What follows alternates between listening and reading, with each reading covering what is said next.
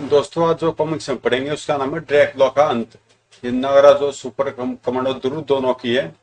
ये तीसरा पार्ट है। इसका पहला पार्ट है ड्रैकुला का हमला और दूसरा पार्ट है नागराज और ड्रैकुला। तो पहले आप उन दोनों को पढ़ लेना, तभी आपको स्टोरी पूरी समझ में आएगी। तो मैं पढ़ता हूँ उसको आगे से।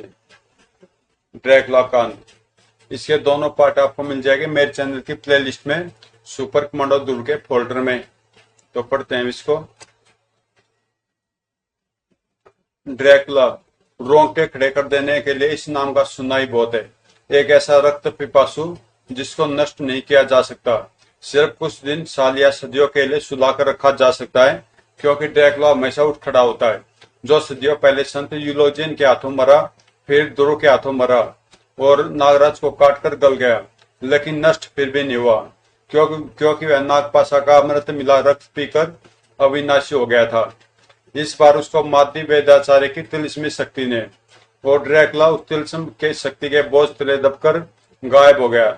लेकिन यह नहीं था ड्रैकुला का अंत। ये तूने मुझे कहां पर लापट का वेदाचार्य? ये कौन सी दुनिया है? ड्रैकुला ने कई लोक देखे हैं, अनगिनत रहस्यों को खोजा है, लेकिन इस दुनिया को तो मैंने पहले कभी नहीं देखा। उजाड़ बियावान दुनिया, जहां पर न तो जिंदों का कोई निशान है और न ही मुर्दों का कोई चिन्ह है।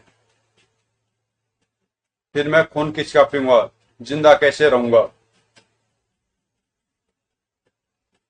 शायद नहीं रहूंगा। यह जरूर वेदाचार्य का तिलिस्म है और ये उसके तिलिस्म के रक्षक हैं, और अगर इनमें तिलिस्मी शक्ति है तो ये मुझे नुकसान भी पहुंचा सकते हैं। ड्रैकुला का सोचना सही था। वह प्राणी उसको नुकसान पहुंचा सकता था और ड्रैकुला उस नुकसान से बच नहीं सकता था। इसका शिकंजा तो बहुत मजबूत है। मैं न तो खोल पा रहा हूँ और न ही अपने अपने अदृश्य होने वाली शक्ति का प्रयोग कर पा रहा हूँ। शायद इस तिलिस्म के अंदर मेरी कोई भी शक्ति काम नहीं करेगी। शौक, लेकिन फिर भी मुझे छूटने की कोशिश तो करनी ही होगी। ड्रैकुला का व्यवहार तो जोरदार था, लेकिन न तो उस प्राणी पर इसका कोई असर हुआ और न ही ड्रैकुला दूसरा वार करने लायक रह गया। मेरा हाथ, इसने इसने तो मेरा पूरा हाथ ही काट डाला। अब मैं अपनी सदियों लंबी जिंदगी में ड्रैकुला को ऐसा एहसास कभी नहीं हुआ था। अरे मेरा मेरा हाथ तो अपने आप जुड़ रहा, पर कैसे? समझा, यह जरूर नागपाशा के उस रक्त का कमाल है जिसको मैंने चूसा है। मेरे शरीर में भी अमृत दौड़ गया है। मेरा शरीर अब सही मायनों में अविनाशी हो गया है। यानी अब मुझको अपने शरीर के नष्ट होने के डर को भी दूर भगा देना चाहिए। अब मुझको पूरा ध्यान इस जीव को मारने और इसके बाद यहाँ से बाहर निकलने का रास्ता ढूंढने में लगाना चाहिए। लेकिन बिना किसी शक्ति के मैं इस भयानक जीव को मारूंगा कैसे? ड्रैकुला के सामने ऐसी स्थिति कभी भी नहीं आई थी कि उसको बगैर किसी शक्ति के दुश्मन से जूझना पड़ा हो। इसलिए उसको उस प्राणी से निपटने का कोई रास्ता सूझ नहीं रहा था। यह मुझको मार तो नहीं सकता, लेकिन मुझको टुकड़ों टुकड़ों में बांटकर मेरे अंगों को जुड़ने से रोक जरूर सकता है, और यह वही कर रहा है, पर मैं इसको ऐसा करने नहीं दूंगा। तिलिस्मी शक्ति मुझसे मेरी सारी शक्तियां छीन सकती है, लेकिन मुझसे मेरी असली शक्ति नहीं छीन सकती, और वह शक्ति है मेरी क्रूरता। ड्रैकुला के हाथों ने एक प्राणी का एक दांत उखाड़ लिया और फिर तलवार की तरह उस दांत को घुमाता हुआ ड्रैकुला का हाथ उस प्राणी के शरीर को कागज की तरह काटता चला गया। अब भागने से कोई फायदा नहीं है। तुझे मुझसे उलझने से पहले ही भाग जाना चाहिए था। अब यहां से कुछ जाएगा तो सिर्फ तेरी जान और मैं। अरे ये तेज रोशनी एकाएक कहां से चमक उठी? क्या यह भी तिलिस्मी शक्ति का ही वार है? ये तो सचमुच तिलिस्मी शक्ति का वार ही होगा, क्योंकि इस चमत्कारी रोशनी में यह प्राणी घुल रहा है और यह किरण मुझको भी जला रही है। मुझे इस तिलिस्म से किसी भी तरह से निकलना ही होगा। तूने मुझे कहां फंसा दिया वेदाचार्य? ड्रैकुला समझ नहीं पा रहा था कि वह किस लोक में पहुंच गया है। मुसीबत सिर्फ ड्रैकुला पर ही नहीं, कहीं और भी टूट रही थी। मुझे खून चाहिए, खून, मुझे खून पिला, अपना खून पिला। ड्रैकुला के दंश ने नागपाशा को वैम्पायर बना दिया है और मेरी आंतरिक शक्तियां भी इसको ठीक करने में नाकाम रही है, और तो और ये मुझको पहचान तक नहीं रहा है। सबसे बड़ी बात तो यह है कि अब तक ये गहरी बेहोशी में था, न जाने इसको अचानक होश कैसे आ गया और ये मेरा एक खून पीने पर उतारू हो गया। बचाओ, अरे कोई तो आओ मुझे बचाने के लिए। तुमको हम जरूर बचाएंगे गुरुदेव, लेकिन एक बात याद रखना, दोबारा भागने की कोशिश मत करना। तुम महानगर की सीमा से बाहर नागपाशा को नहीं ले जा सकते। महानगर चारों तरफ से एक तिलस्म में बंधा है, इसलिए जब तक नागपाशा महानगर के अंदर है तब तक इसकी शैतानी शक्तियां काबू में रहेंगी। जैसे ये महानगर से बाहर गया वैसे ही ये बेकाबू हो जाएगा, जैसे भी हो गया था।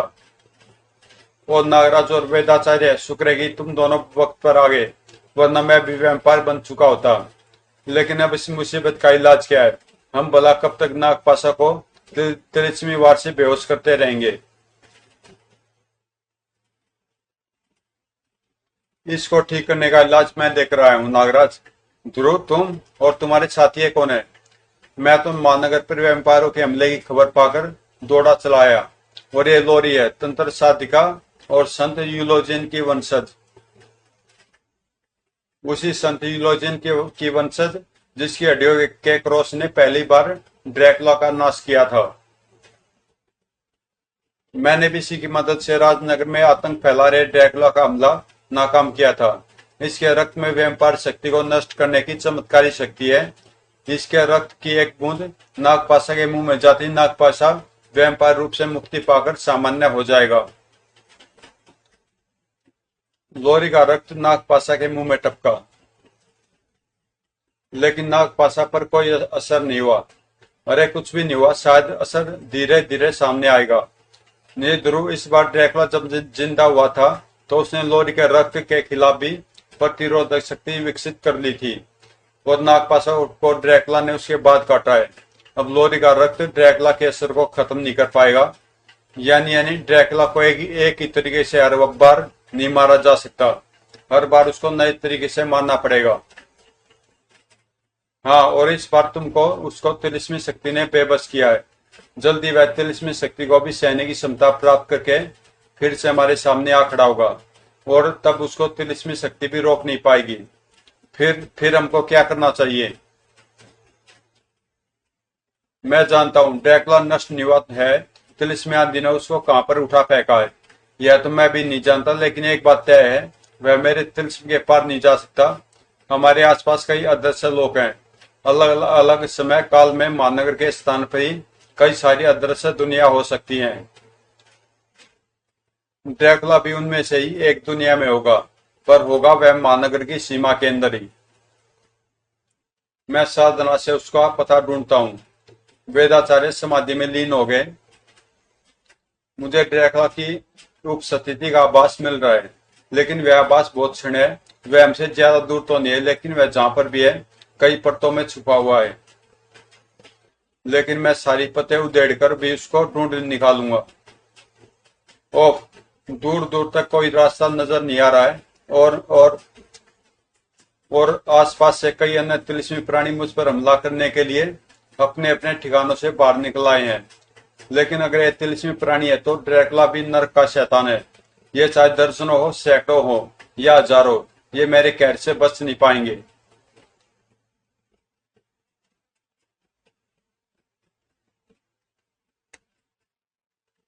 ड्रैकुला के पास इस वक्त एक ही हथियार था, कहर बरपाने की उसकी इच्छा शक्ति। मेरे नाखून ही बहुत हैं वेदाचार्य के इन तिलिस्मी प्राणियों का बदन फाड़ने के लिए।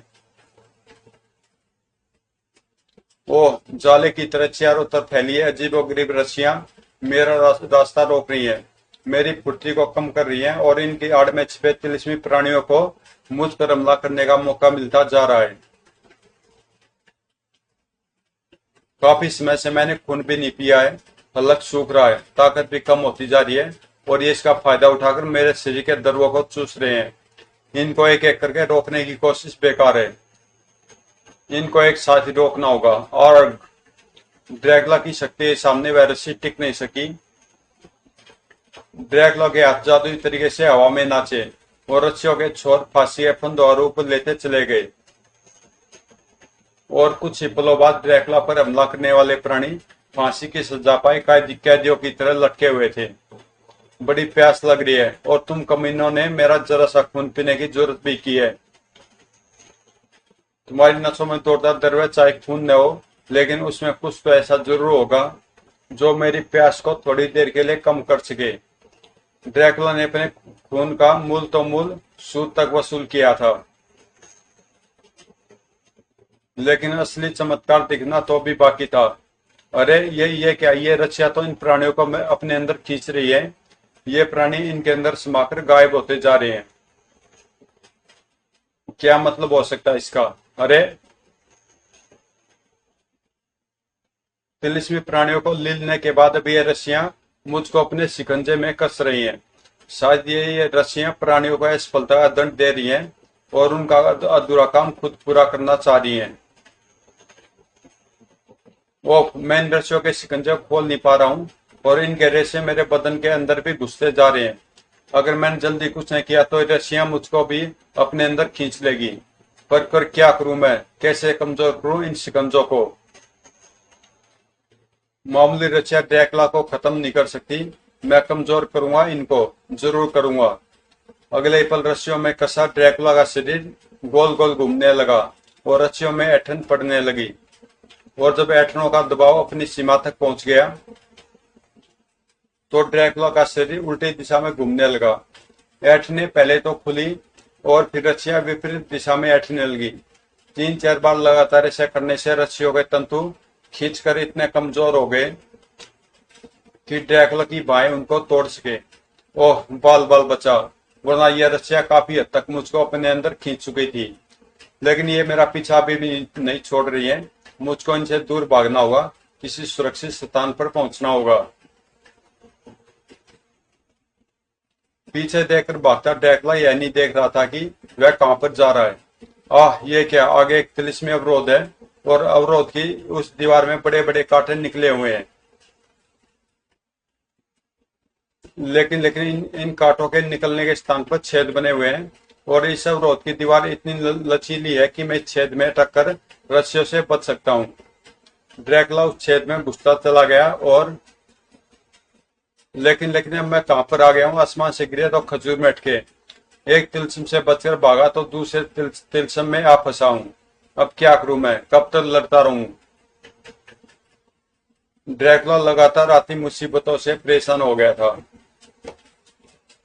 और ड्रैकुला को ढूंढने वाले भी उसकी स्थिति का पता न मिल पाने से तंग आ चुके थे।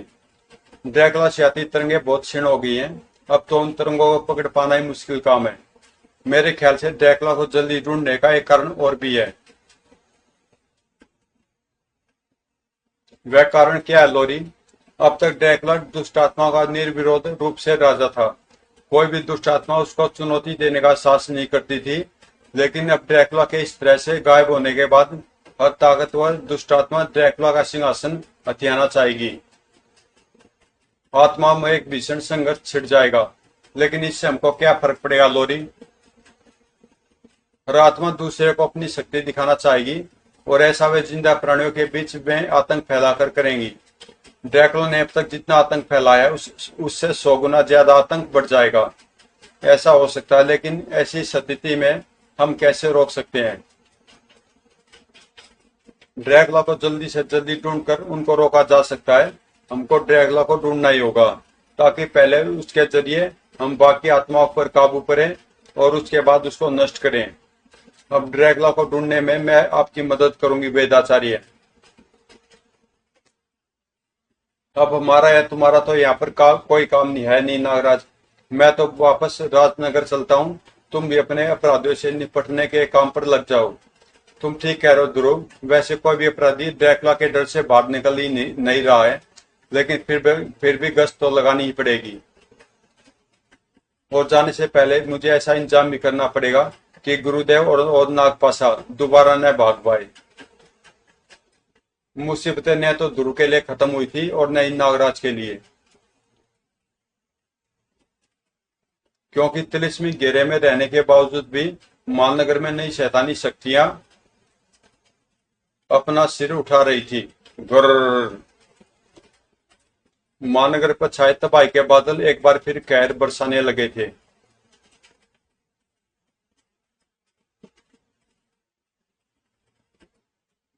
मालनगर पर आई छोटी से छोटी मुसीबत भी नागराज की नजरों से छुप नहीं सकती थी। और फिर यह मुसीबत तो मालनगर की सबसे ऊंची गगनचुंबी इमारत से भी बड़ी थी। हे देव कालजयी, ये क्या चीज है? देखते देखते देखते इतना विशालकाय पेड़ कहां से उगाया? इसमें तो शैतानियत के लक्षण साफ दिख रहे हैं। शायद लोरी ऐसी किसी आने वाली मुसीबत की तरफ इशारा कर रही थी। इस मुसीबत को रोकना होगा, वरना इसकी जड़ें इमारतों की नींवों और शाखाएं इमारतों की दीवार को देखते देखते चूर चूर कर देंगी। यह अकेला शैतान महानगर को धूल में मिला देगा, लेकिन तिलिस्मी घेरे में होने के बावजूद भी महानगर में यह शैतानी शक्ति कैसे काम कर रही है? खच। वेदाचार्य और लोरी की साधना में भी विनाश वृक्ष ने भंग कर दिया था। हे ईश्वर, ये क्या हो रहा है? मेरी इतनी कोशिशों के बावजूद भी महानगर में विनाश फैलता ही जा रहा है। हमने शायद ड्रैकुला और उसके सेवकों की शक्ति को ठीक से आंका नहीं था। वेदाचार्य जी, तुम्हारा तिलस्म भी विफल हो गया है। गुरुदेव, अभी शैतानी ताकत को सिर्फ मेरी यांत्रिक शक्ति रोक सकती है। खोल दो मेरे बंधन, ताकि मैं इस विनाश वृक्ष को नष्ट कर सकूं। तुम्हारे नाग बंधनों को सिर्फ नागराज ही खोल सकता है, और मेरा तिलस्म विफल नहीं हुआ है। बस मैं तिलस्म बांधने की गड़बड़ी में एक बात भूल गया था। वह क्या वेदाचार्य जी? मैंने तिलस्म को इस प्रकार बनाया था कि शैतानी शक्ति जीवों के शरीर में रहकर भी काम न कर सके। लेकिन मैं यह भूल गया था कि जीवन का एक रूप और भी होता है, पेड़ पौधे। मेरा वर्तमान तिलस्म इनमें घुसी शैतानी ताकतों को रोकने में असमर्थ है। तो आप इस भूल को सुधार क्यों नहीं डालते? आप एक नया तिलस्म रच डालिए, जो जीवों के साथ साथ वनस्पति जीवन में भी शैतानी ताकत को पनपने से रोक सके। ऐसा करने के लिए मुझे पुराना तिलस्म तोड़ना पड़ेगा, और इस तिलस्म के टूटते ही नागपाशा के साथ साथ और भी न जाने कितने लोगों के अंदर छुपी शैतानी ताकतें जागृत हो उठेंगी। फिर हम और क्या कर सकते हैं? अभी तक एक ही वृक्ष में शैतानियत के लक्षण नजर आ रहे हैं।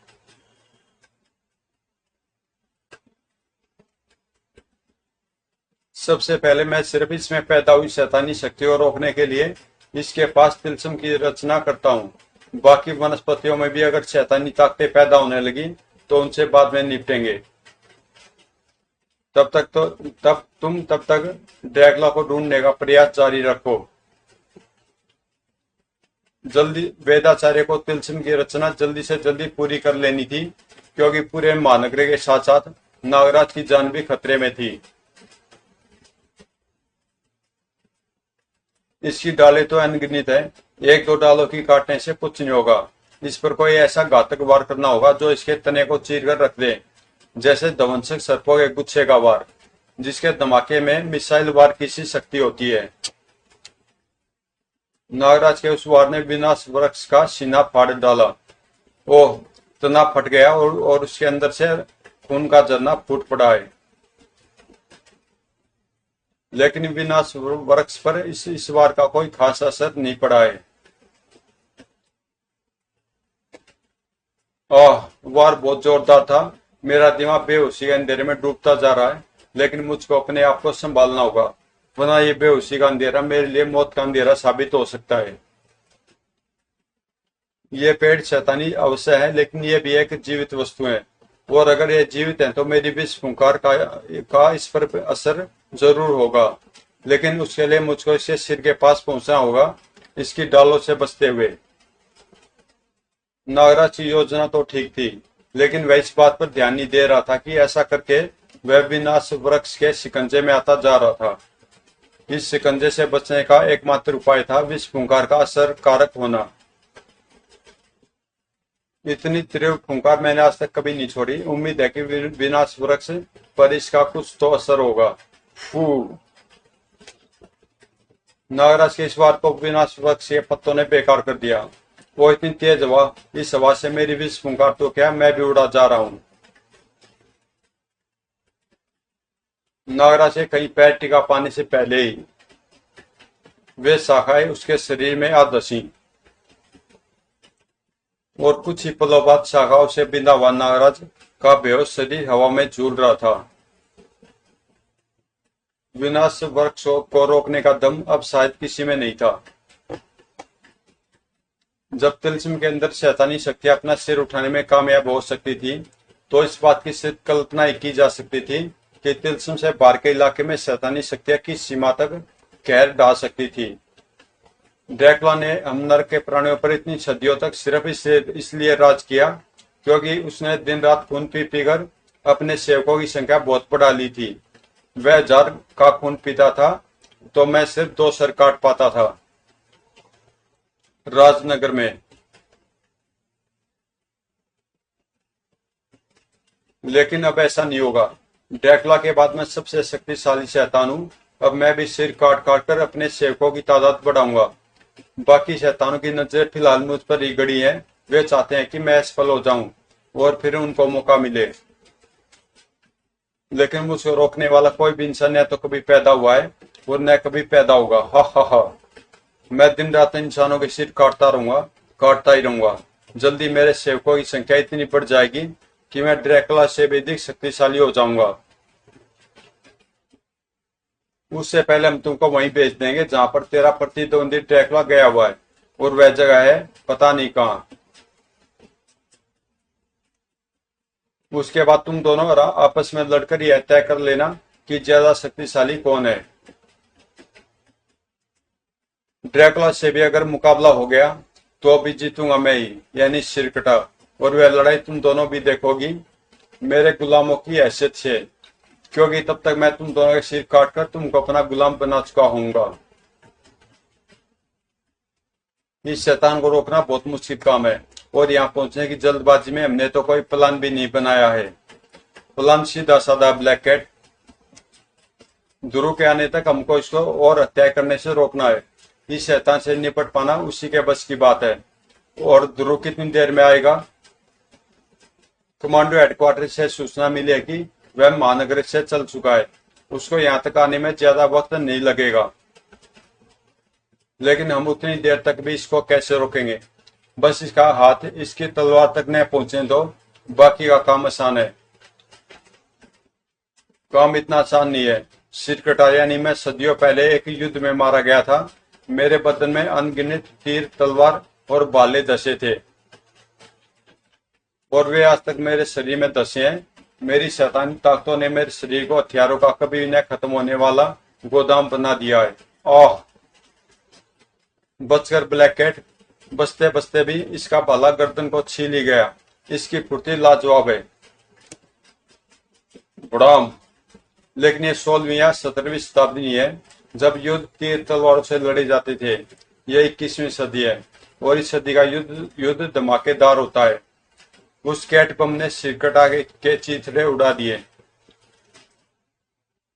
देखा, चंडीगढ़ सिरकटा हवा में उड़ गया नरक की तरफ। काफी पावरफुल बम था। यकीन नहीं होता कि हम ये लड़ाई इतनी आसानी से जीत गए हैं। सिर कटाने के बाद कोई भी लड़ाई नहीं आ रहा है, और आज भी नहीं हारेगा। और ये तो हवा में सही सलामत खड़ा है, और हम इसके हडीले घोड़े को तो भूल ही गए थे। सबसे पहले इसी को बम से उड़ाना चाहिए था। उसका मौका तुमको अब नहीं मिलेगा। तुम सिर्फ मेरे घोड़े को ही नहीं, मेरे सेवकों को भी भूल गई हो। ओह, आज हम इतना भूल क्यों रहे हैं? इनकी पकड़ भी बहुत मजबूत है। मैं पूरी ताकत लगाने के बावजूद भी आजाद नहीं हो पा रही हूँ। मैं भी। और अब सिरकटा हमारी गर्दनें काटने के लिए हम पर निशाना साध रहा है। हथियार दोनों की गर्दनें उड़ाने के लिए हवा में चल चुके थे, और उनसे बचने के लिए चंडीगढ़ और ब्लैक कैट हिल तक नहीं सकती थी। लेकिन उनको हिलने की जरूरत पड़ी भी नहीं, क्योंकि ध्रुव ठीक समय पर वहां पहुंच गया था। बस बहुत हुआ इस शैतानियत का खेल।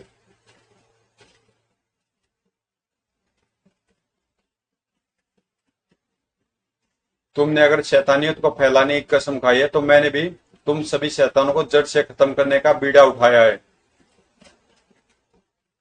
तेरे अंदर मुझको रोकने लायक तो क्या, मुझे छूने लायक शक्ति तक नहीं है। मैं उसे साफ महसूस कर सकता हूँ, लेकिन तूने मेरा भयानक रूप कभी अभी देखा नहीं है, इसलिए तू अभी तक अपने पैरों पर खड़ा है। वो गजब है इसकी शैतानी ताकत। इसका कटा सिर विशाल का रूप धारण करके खून की नदी उगल रहा है और मेरे पैर इस खून के गाढ़े दलदल में फंसकर रह गए हैं। मैं फुर्ती के साथ हिलडुल भी नहीं सकता और ये मेरी गर्दन काटने की तैयारी कर रहा है। शैतानों के खिलाफ जंग हर जगह पर जारी थी। और इस विनाश वृक्षी जड़े तो इमारतों को खोखला करने के साथ साथ मेरे तिलस्म को भी बनने से पहले ही तोड़ रही है। अब मैं क्या करूं? कुछ भी करिए दादा वेदाचार्य, नागराज के पास गिनी चुनी सांसें बची है। बगैर विनाश वृक्ष को काबू में किए उस तक पहुंचा नहीं जा सकता। लेकिन ऊपर चमत्कार हो रहा था। नागराज को जकड़ने वाली डाल सूख रही थी। आह, मैं आजाद हो गया, पर कैसे? मुझे जकड़ने वाली ये डाल सूखकर टूट कैसे गई? वो समझा मेरे मेरे विष ने इस डाल के जीवन द्रव्यों को नष्ट कर दिया है। यानी मेरा विष इस वृक्ष पर असर डाल सकता है, इसको सुखा सकता है। विनाश वृक्ष ने अपनी तबाही का क्षेत्र फैलाना शुरू कर दिया था। बचिए वेदाचार्य, अब इस वृक्ष ने अपने व्यापार गुणों को दिखाना शुरू कर दिया है और ये बेजान चीजों को विनाश करने के साथ साथ जिंदा लोगों पर भी हमला कर रहा है। तुम बच कैसे गए नागराज? मेरे विष से इसकी डाल सूखकर टूट गई। इस वृक्ष को मेरा विष मार सकता है। जैसे ड्रैकुला मुझे काटकर गल गया था, वैसे ये वैम्पायर वृक्ष भी मेरे संपर्क में आने से सूख जाएगा। अगर ऐसा तो जल्दी करो नागराज। अगर ये वैम्पायर गुण दूसरे पेड़ों में फैल गए तो गजब हो जाएगा। एक बात और, अभी तो विनाश वृक्ष द्वारा काटे गए ये इंसान तिलस्म के कारण सुरक्षित हैं, लेकिन जब तिलस्म टूटेगा तो थोड़े बहुत इंसानी वैम्पायर को तो हम संभाल लेंगे, लेकिन अगर संख्या ज्यादा हुई तो मुसीबत और बढ़ जाएगी।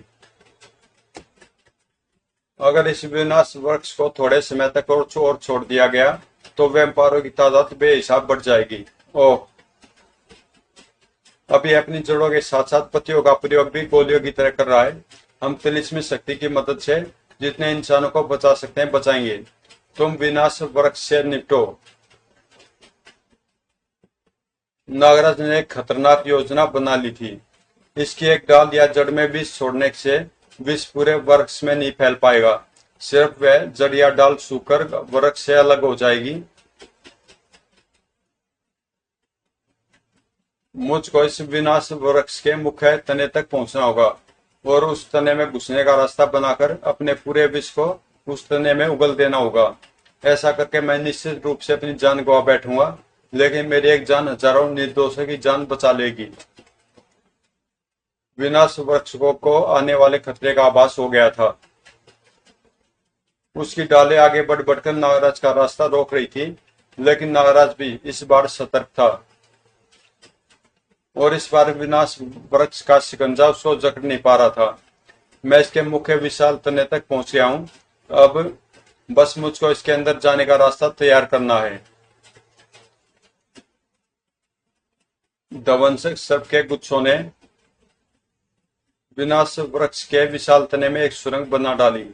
अब यह वृक्ष मुझको अपने तने में दबाकर मेरा कचूमर बना डालेगा और मेरा विष इसके तने में घुसकर इसको नष्ट कर देगा। और विनाश वृक्ष द्वारा उस सुरंग को बंद कर पाने से पहले ही नागराज उस सुरंग में प्रविष्ट हो चुका था। लेकिन नहीं नागराज, मैं तुमको विष से इस वृक्ष को नष्ट नहीं करने दूंगा। ओह, मुझको यह पता होना चाहिए था कि इस विनाश वृक्ष के पीछे जिसका भी हाथ है वह मुझको रोकने की कोशिश जरूर करेगा। रोकना तो पड़ेगा ही नागराज, क्योंकि तुम जो कुछ करने जा रहे हो वह तुमको नहीं करना चाहिए। शैतानों के हिसाब से तो तुम्हारी भाषा काफी अच्छी है, लेकिन तुम्हारे इरादे नेक नहीं है। अब या तो तुम खुद इस विनाश वृक्ष को खत्म कर दो या मैं तुमको मारकर इसको खत्म कर दूंगा। नागराज एक शैतान से जूझने जा रहा था और ध्रुव एक दूसरे शैतान से जूझ रहा था। ओह बाल बाल बचा, वरना इसकी तलवार मेरी गर्दन ले उठती। इस गाढ़े खून से छूटने का इंतजाम करना ही पड़ेगा। ओ मुझे छुटकारा तो मिल सकता है। हा हा हा, तू खून के तालाब में डुबकी लगाकर बचना चाहता है, लेकिन तू ऐसा करके मेरे जाल में और भी फंसता जा रहा है। मैं तेरे जाल में इसलिए फंस रहा हूं ताकि मैं आजाद हो सकूं। तो मान ले तू आजाद हो गया, फिर कैसे?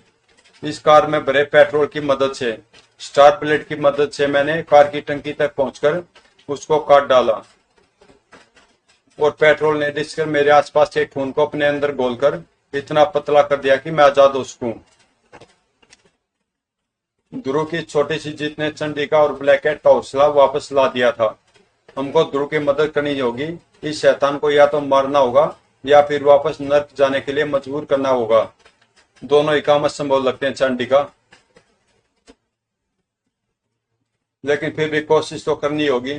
तुम ध्रुव की मदद करो, मैं कैट बम्बों से इन सर्किटों को आगे बढ़ने से रोकती हूँ। वाह ध्रुव, ये आइडिया अच्छा। इसके हथियार से निकले हथियार शायद इसको मार सकें। मैं भी यही सोच रहा हूँ चंडिका, लेकिन ये कमाल का योद्धा है। मुझे 25 दुश्मनों ने घेर कर मारा था, और वह भी धोखे से। तुम तो सिर्फ 2 हो, और वह भी 9 सीखे योद्धा। जल्दी तुम दोनों के सिर तुम्हारे हाथों में होंगे और तुम लोग भी मेरे गुलामों में शामिल हो जाओगे। आह, ये जो कह रहा है वह ये कर भी सकता है, और मुझे इसको खत्म करने का कोई भी रास्ता सूझ नहीं रहा है। सबसे पहले इसको घोड़े से उतारना होगा ध्रुव। चंडिका एक बार फिर घोड़े को पलटाने की कोशिश में जुट गई। तभी ध्रुव के दिमाग में वह आवाज गूंजने लगी। सिरकटा को नर्क वापस भेजने का सिर्फ एक ही तरीका है। इसके सिर को इसके धड़ से चिपका दो। आकार पूरा होते ही इसके लोक की ऊर्जा इसको वापस खींच लेगी, और साथ ही साथ इसके द्वारा गुलाम बनाए गए इंसान भी सामान्य रूप में आ जाएंगे। ये कौन बोल रहा है? कौन कर रहा मेरी मदद?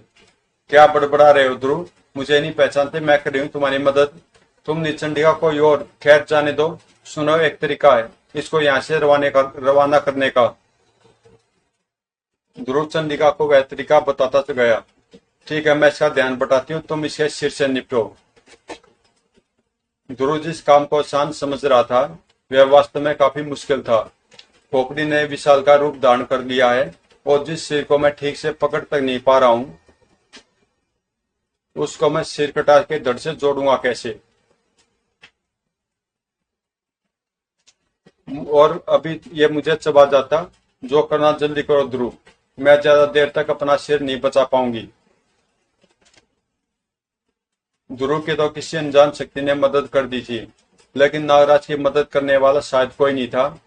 हार मान लो नागराज और वापस चले जाओ। मैं तुमको जिंदा रहने का एक मौका दे रहा हूँ। तुम मुझको न तो मार सकते हो और न हरा सकते हो, क्योंकि तुम्हारा विष किसी की जान तो ले सकता है, लेकिन मेरे जैसे परलोकवासियों के पास जान होती ही नहीं है। फिर हमसे तुम भला क्या लोगे?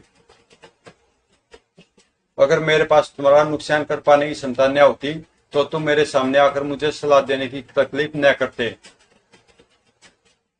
जाहिर है कि मैं तुमको नुकसान पहुंचा सकता हूँ, बस मुझको यह पता करना कि वह नुकसान मैं तुमको कैसे पहुंचा सकता हूँ। अरे मेरा वार इसके आर पार निकल गया। सोचो नागराज, सोचो।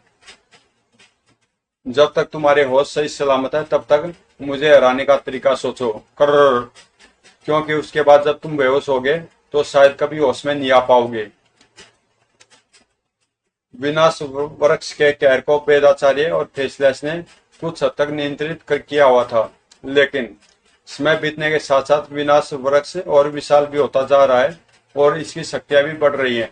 जल्दी हमारी तिलिस्मी शक्तियां इस पर बेअसर साबित होंगी। नागराज जल्दी कुछ क्यों नहीं करता? नागराज एक अनोखे शैतान से जूझ रहा था। हार मान ले नागराज, अभी भी मैं तुझे जिंदा छोड़ सकता हूँ। वापस लौट जा, तुझ में शैतानों से निपटने लायक शक्ति नहीं है। अगर मेरे वार तेरे शरीर के आर पार हो जाते हैं तो इसका मतलब यह नहीं कि मैं तुझे मार नहीं सकता। इसका मतलब सिर्फ इतना सा है कि अब मुझे अपने वार करने का तरीका बदलना पड़ेगा। ये कहते रहे सिर्फ मेरे आर पार नहीं हुए बल्कि मेरे सिर के अंदर पहुंचकर रुक गए हैं। ये गोली या भाले का वार नहीं है जो हवा में रुक न सके। ये मेरे दमनसक सर्पों का वार है जो तेरे सिर में घुसकर उस समय का इंतजार कर सकते हैं जब तक ये फटकर तुझे फाड़ नहीं देते। मैं कितनी बार कह चुका हूं पर तुम सुनते ही नहीं। तुम हम शैतानों को नहीं मार सकते नागराज। अब देखो मेरी एक और शक्ति है जिसका तुम्हारे पास कोई जवाब नहीं होगा। देखो मैं समय की गति को कम कर सकता हूँ और इसने अपने अलावा चारों तरफ हर चीज की गति को कम कर दिया है। ऐसा लग रहा है जैसे मैं हर चीज को स्लो मोशन में देख रहा हूँ और इस स्लो मोशन में ये मेरे वारों का वार आराम से हवा में ही रोक सकता है, लेकिन मैं इसके वारों से नहीं बच सकता क्योंकि इसकी गति सामान्य ही बनी हुई है। ये तो शुक्र है कि मेरे सोचने की गति सामान्य है, वह धीमी नहीं हुई है। ऐसा तो इस पर विचार तरंगों का वार करो, मानसिक शक्ति का प्रयोग करो नागराज। पर कैसे देवकाल जी के नाग फनी सर्प। मैंने तुमको एक बार बताया था कि हमारे अंदर कई अद्भुत शक्तियां हैं और सही वक्त आने पर तुमको एक एक करके उन शक्तियों का पता चलता जाएगा। उनमें से एक शक्ति दमनसक सर्पों का पता तुमको सही समय आने पर बताया गया था। अब तुमको एक नई शक्ति बताने का समय आ गया है। ये देखो, ये है तिसक सर्प। इसके अंदर मानसिक ऊर्जा को कई गुना बढ़ाने की क्षमता है। ये तुम्हारे मस्तक पर लिपट कर तुम्हारे मानसिक रूप को तुम्हारे शरीर से अलग कर देगा। तुम्हारा ये मानसिक रूप इन शैतानों से निपटने में सक्षम है क्योंकि मानसिक ऊर्जा ही वह शक्ति है जो मृत्यु के बाद भी इन मुर्दा शैतानों के शरीर को और रूप को जिंदा रखती है। वाह, लेकिन इस दौरान मेरे हाडमास के शरीर की रक्षा कौन करेगा? तुम्हारी इच्छाधारी शक्ति नागराज। जब तक तुम मानसिक रूप का प्रयोग करोगे तब तक तुम्हारा शरीर इस इच्छाधारी कणों में बदलकर अदृश्य रहेगा। पर याद रखना, मानसिक ऊर्जा की एक सीमा होती है। जैसे तुम्हारी मानसिक ऊर्जा खत्म होगी वैसे तुम्हारा मानसिक रूप गायब हो जाएगा और तुम्हारा सामान्य शरीर भी फिर से दिखने लगेगा। वह बाद में देखेंगे। फिलहाल तो मुझको इस शैतान को खत्म करके महानगर पर छाए हुए विनाश वृक्ष को खत्म करना है। नागराज का शरीर अदृश्य हो चुका था। अब सामने नजर आ रहा था उसका मानस रूप। आह, तुम्हारा स्पर्श मुझे जला रहा है। यह तो सिर्फ शुरुआत है। अभी तो मैं तुमको नर्क वापस जाने का रास्ता दिखाऊंगा। तुम मुझे तकलीफ पहुंचा सकते हो लेकिन मुझे नष्ट करने का तरीका कभी नहीं जान सकते नागराज। जान सकता हूं तुम कैसे नष्ट हो सकते हो, यह मैं नहीं जानता, पर तुम खुद तो जानते ही होगे। मैं इस मानसिक रूप में तुम्हारा दिमाग पढ़ सकता हूँ और उसके जरिए तुमको नष्ट करने का तरीका भी जान सकता हूँ। नहीं, ऐसा तुम नहीं कर सकते। कर सकता हूँ। देखो, मैंने जान लिया तुमको नष्ट करने का तरीका। तुम्हारी मौत एक दुर्घटना में छाती का पिंजर टूट जाने के कारण हुई थी और तुम्हारे दिमाग में हमेशा के लिए उस चोट का घातक डर बैठ गया है। आह, मुझको यहाँ मत मारो, मैं मर जाऊंगा। मैं हार मानता हूँ। आह, मेरा मिशन पूरा हुआ। मैं जो जानना चाहता था वह मैंने जान लिया। तुम में वह क्षमता जो ड्रैकुला का नाम को हमेशा के लिए नाश कर देगा। मिशन मैं कुछ समझा नहीं। तुम हार मान चुके हो तो विनाश वृक्ष को नष्ट क्यों नहीं करते? मैं ऐसा नहीं कर सकता। इस वृक्ष में ड्रैकुला की शक्ति है, पर आत्मा ड्रैकुला की गुलाम नहीं है। कुछ अच्छी आत्मा भी है और मैं ऐसी एक आत्मा हूँ। मैं ड्रैकुला का खात्मा चाहता हूँ और इस अभियान में तुम्हारी मदद करना चाहता हूँ। तुमसे लड़ने का मकसद यह जानना था कि तुम वाकई ड्रैकुला का राज खत्म करने की क्षमता रखते भी हो या नहीं। हो सकता है कि ये कोई ड्रैकुला की चाल हो। मैं तुम्हारी बात का भरोसा कैसे करूं? तो दोस्तों, यहाँ पे मैं इसका पार्ट 1 कर रहा हूँ। इससे आगे की स्टोरी हम पढ़ेंगे ड्रैकुला का अंत पार्ट 2 में। तो अगर कॉमिक्स आपको अच्छी लगी तो प्लीज चैनल को सब्सक्राइब कर देना। और जब मैं इसका पहला पार्ट ये अपलोड करूंगा यूट्यूब पे तो इसके 1 घंटे के बाद इसका पार्ट 2 भी अपलोड कर दूंगा ताकि आपको साथ में कॉमिक्स पढ़ने को मिल जाए। तो मिलते हैं इसके पार्ट 2 में, ड्रैकुला का अंत पार्ट 2।